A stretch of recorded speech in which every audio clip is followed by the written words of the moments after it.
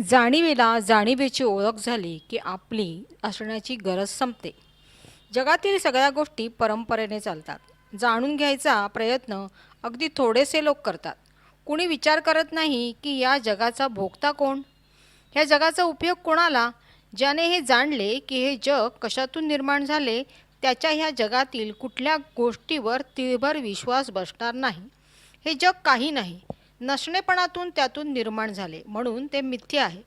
त्या मिथ्या जगाचा सत्याला कितीचा उपयोग होईल. हा सगळा व्यवहार जो चालतो आहे तो काया पदार्थाचा चालतो. त्याचा गुण जो प्राण त्याचा चालतो आहे.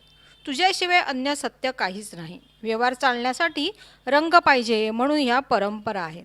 नाना अवतार झाले, लाखो लोकांनी लोकांचा उद्धार केला, पण ते गेले कुठे.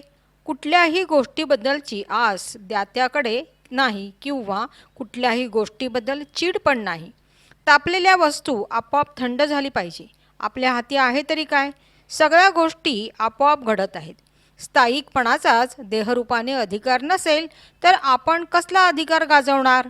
आपल्याकरिता आपण किती टिकाऊ आहे हे पाहायचे आहे. आजारी पडला आणि औषध घेतले नाही तर गेला, पण गेला कुठे. आला तर जाईल. आपले कळते पण गळू नये म्हणून सारे धडपडतात. माझ्या जाणीवेने सदा राहील असे काही नाही. जे नव्हते त्याचे काय होणार. हे मुळातच नव्हते, त्या कळतेपणाचे काय होणार. हे कळतेपण म्हणजे जणू फूल उमलले, थोडा काळ राहिले, कोमजले, मग गळून गेले. स्वतःचा अर्थ लागेपर्यंत सगळ्या ज्ञानाची जरुरी असते. आता ही देहाची जागा धरून आहे असे जे वाटते आहे ते काय आहे ते ओळखले पाहिजे.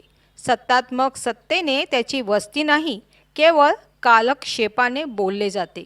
किड्यांपासून ब्रह्मादिकांपर्यंत एकच अवस्था आहे.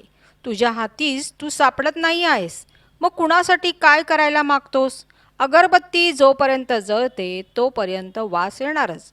देह खाद्य जळत असेपर्यंत आपण असल्याचा वास वासुदेव असणारच. मग नव्हते ते पुन्हा नव्हते होणार. तू आहेस हे तुला कळायला लागले आणि सगळ्या आशा इच्छा वासनांनी जणू तुझ्यावर झडप घातली. तुला घर दार बायको पोरे सगळे काही हवेसे वाटले, पण काही टिकणार नाही हे जेव्हा स्पष्ट होईल तेव्हा आशा इच्छा वासना जातील आणि जाणीवेला तू नमस्कार करशील.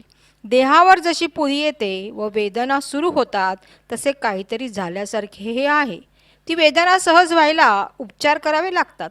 तसे इकडे ही जाणीव सहन करायला हे बायका पोरांचे उपाय योजावे लागतात. तेव्हा हे सर्व जाणून घ्यायला म्हणजे जाणीवेची ओळख व्हायला मंत्रांची जरुरी असते. त्या मंत्रांच्या जपाने प्राण व सत्व शुद्ध होते. मग मला मी कळले म्हणजे ज्ञानाला ज्ञानाची, जाणीवेला जाणीवेची ओळख झाली की आपली असण्याची गरजच संपते.